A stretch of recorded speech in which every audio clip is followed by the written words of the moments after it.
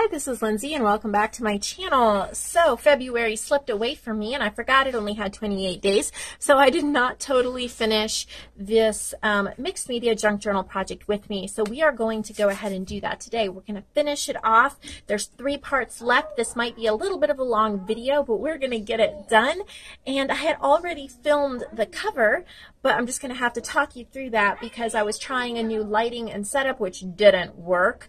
So, yeah. Anyway, here we go. So with the cover, you should have gotten in your kit, and if you still would like to purchase the kit and you haven't gotten one, they're in my shop, so you can purchase one. Just click the link below. You should have gotten an 8x8 heavy cardstock cover, which we're just going to fold in half. That's going to be our cover. Super easy. You also would have gotten a piece of lace that I just hot glued on the front edge, so you can do that. And then I inked the edges with some Distress ink just to give it a little bit more color and depth and all of that. And you can make the cover any way you want with any supplies that you want. I'm just going to show you what I did, and there's no really right or wrong way. But I took one of my Oxides and Lace journaling cards, which you would have gotten if you purchased the kit as well, and I glued that on. And then one of the button flowers that we made together, I put in the corner. And then I took 3 little pieces of ribbon, or this is a little piece of jewelry, and I just glued them on just to make a fun, kind of simple, very simple mixed media type cover. So there's no right or wrong way with the cover, but if you want to follow kind of what I did, that's what it looks like. So that's part 1. Part 2 is getting the pages ready. This is going to be the fun part. Pull out all of your pages. There should be 10 of them, which will make 40 once we get them all sewn in, because there's 4 sides to each. And so you should have a selection of pages. There's 2 book pages, there's 4 scrapbook pages, and 4 jelly printed pages. And I left white. Well, these ones might have some brayer marks, which I absolutely love, and I'm going to leave and not do anything to those because I just love that artistic look. So those pages are ready. Your book pages should be ready as well. Of course, you can do anything else you want to them. Totally fine. So, but with the scrapbook pages, there I left them white on the inside so we can play. All right. So the first thing we're going to do is use our stamp. And I showed you how I made them, so maybe you've made some of your own as well, but I have one here with 2 little hearts, and I am just going to do, wow, the shadows are bad even with this lighting. It must just be the rain outside, so pardon the lighting. Let me grab an ink pad. I'm going to use blue ink just for fun. And all I'm going to do is just add, kind of randomly, heart stamps. And I don't mind the little smudges from my fingers. I don't mind the little edges because this, to me, is not supposed to be a super perfect. It's very homemade, fun, friendly, no stress, and you can be as careful as you want to be. But for me, I just like that look. I think it looks really cute. So super, super simple. We're going to stamp on the inside of one. Go ahead and pull out as many supplies as you want. You can get your ink sprays, your stencils, your texture paste, your stickers, your glue stick, you know, go to town. But I'm just showing a basic simple. So we're doing that. And then on another one, we're going to pull out our stencil. And I have a simple version of what you got in your kit. I just have a single butterfly. I showed in one of the other videos how we did this. And I'm just going to grab some spray. I have some pink spray here. It's just from Tattered Angels, but I mixed some Glimmer Mist in with it, and I'm just going to lightly spray a butterfly up there, a butterfly down here, maybe one flying this way, and one flying that way. And that's all I'm going to do. Keep it super simple. I am actually going to grab a little bit of this green Distress spray stain and just pop a couple pieces of color on that. So that's all I'm going to do. Obviously, I'm going about as simple as possible just to give you a basis, and also this leaves room for writing. Okay, So now we're going to go to our supplies, and we should have a whole bunch of little pieces and stickers and bits and bobs if you purchased the kit. If not, just pull out your stash. I'm sure you have something. So one thing I like to do is use a little piece of lace or of trim and just put it at the top of a page, just as kind of a little banner or a border. It gives great texture, but it does not add bulk, and that's great, especially if you are writing in it. If you are just planning on putting it on a shelf, add the bulk, but if you're going to be writing in it, then yeah. And what I'm going to do is, since I did not use all 3 of my button flowers on the cover, I still have 2 left, and I'm going to kind of offset. Now the button adds a little bit of bulk, but it's not too bad. And you know what? Sometimes you can't get away from the bulk. So I'm just going to kind of add that flower there, and I have all of this room to write. On the other side, I'm just looking through, I have all my bits and pieces in a basket here, and I'm just looking through and seeing what I can find and what I like and what I want to use. Oh, this is what your stencil should have looked like. Something similar to that. Okay, so I have this word, and it says beautiful. So I'm going to take a blue ink pad and just messy ink the edges and glue it on the other page.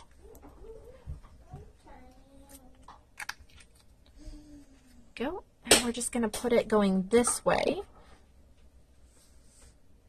And I'm going to take my Distress Spray Stain again and just add some globs and dots, and I can take a dryer to that to let it dry, or I can just set it aside and let it air dry.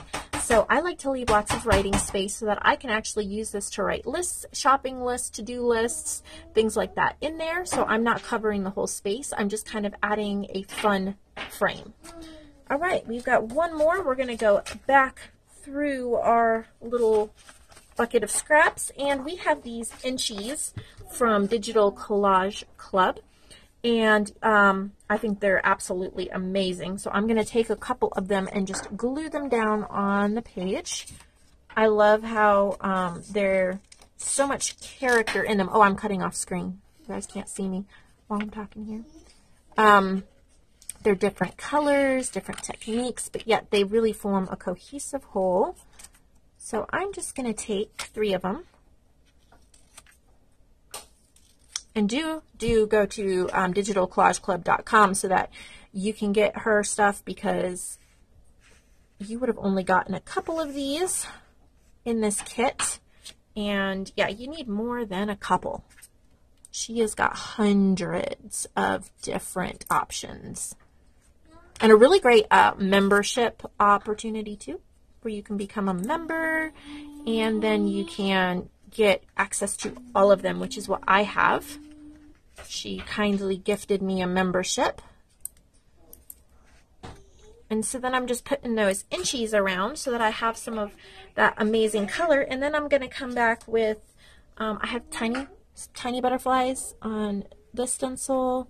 I'm trying to see what I want to do here.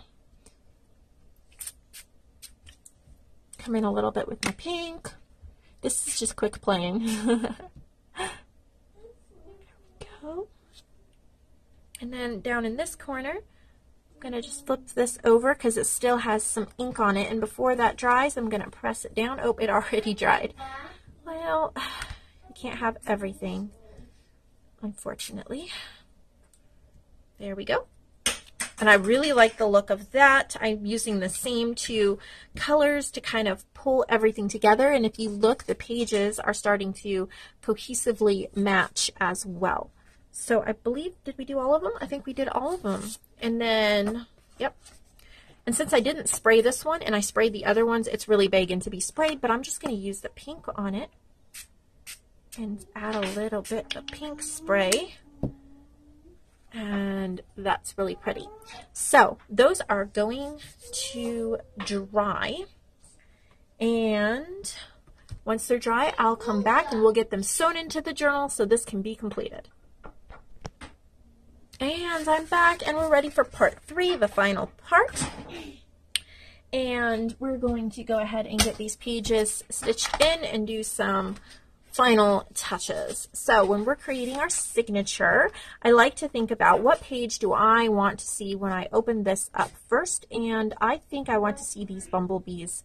Well, no, I want to see these flowers first because I really like the kind of the busy look and how it's pulling from this cover.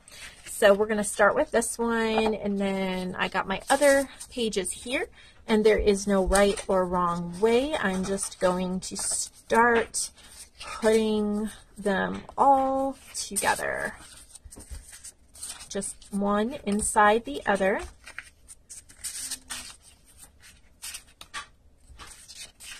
And we have a signature, or a collection of pages. That's a little booklet that's going to go right inside our cover like so.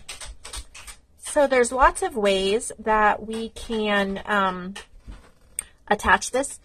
So if you have a sewing machine that you're brave enough to do so, you can sew down the middle, or you can do a pamphlet stitch. I'm going to show you one way, like if you really, really hate sewing and you want to do something cute, fun, and different. I'm going to show you a little trick. So I have some paper clips here, and I'm just going to clip my pages in so they don't move while I'm doing this. Kind of just going to clip at the top and then here at the bottom. Just going to hold all my pages in like so. And then what I'm going to do is take my Crop-A-Dile, and I'm going to use the little tiny hole. I think it's an 1/8 inch or something like that. And I'm going to slip it here at the top and punch through all the layers and the cover. And then I'm going to do the same thing at the bottom. And that page is a little short. It'll be okay. Punch through all the pages and the cover. Here we go. And then I'm going to take some baker's twine here, and this has a really pretty shimmer to it. It's a silver threading to it. So I'm going to take a piece of that, and I'm going to thread it through and tie it on the outside. I did these on my Easter Bunny journals with some eyelash trim, and you can either tie it on the outside or on the inside.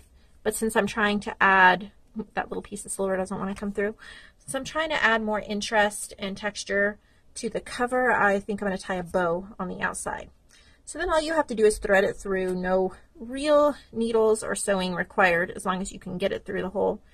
Might have to cut. The lighting is terrible today. Ugh. All right. It's been raining all day. I'm trying to get this through, guys. I'm having a hard time. I'm trying to show you an easy way, but I chose the wrong baker's twine, and my son's sticking his head in the video. So we'll try one more time. If this doesn't work, I'll have to grab a needle or a different baker's twine. Most of the baker's twine will not be this difficult to get through. This is a thicker one. All right, so then you're just going to pull it till it's tight, like so. Come to the outside and tie it off. And you can double knot it. You can tie a bow. You can double knot it and tie a bow. I'm going to double knot it and tie a bow because I really want it to stay. You don't want your pages falling out. Or, you know, if you didn't double knot it, it would be easy to untie and then replace with new pages if you wanted to. That would be fun as well. So then I'm just tying a little bow here, and I'm going to trim it off like so. So that's really pretty and adds interest. Take my clips off, and our journal is done. Now you can, my hot glue did not hold this down. Something about those beads. I guess I have to hot glue it back on. Okay, so here we go. It is completed. Now you can leave it like this or go back to all of the little scraps you have left and the journaling cards and the inchies, and you can add them to the pages. Like on the inside cover, you can find something. I'm flipping through here. Let's see. Like, I really like this journaling card that has little corners punched out, and it says enjoy, except it's a little big for this journal. It'd be better to clip on this way. So what I'm going to do is ink the edges to add the extra color that I'm looking for in this journal. And I'm going to get a clip from my stash and clip that on for some extra journaling. And I can do that with my oxides and lace cards as well. So you can add those all throughout the journal, and they make great journaling spots because you can journal on the front like here, but you have the entire back to journal on as well. So just clip that somewhere, and you can do that with all the cards if you would like. There's probably, see, I have this little banner. Again, that's kind of long, but I'm going to cut it in half, and then I can glue it to like kind of half going off the page right here. And then I can journal something on that, like date or right to do or something like that. Looking through my scraps again. I have a little piece of, what is this called? Word paper, dictionary paper. And I can find a place if I want to put that as well. But honestly, if you want to leave it this way, it's really, really nice. This one says travel here. That's really cool. So I'm just going to kind of rip it down so it'll fit and get my glue stick to kind of glue decoupage it on. And if you bought the kit, you got 20 different little pieces that you can collage or stick around or do whatever you would like to do with that. And then I have this Digital Collage Club.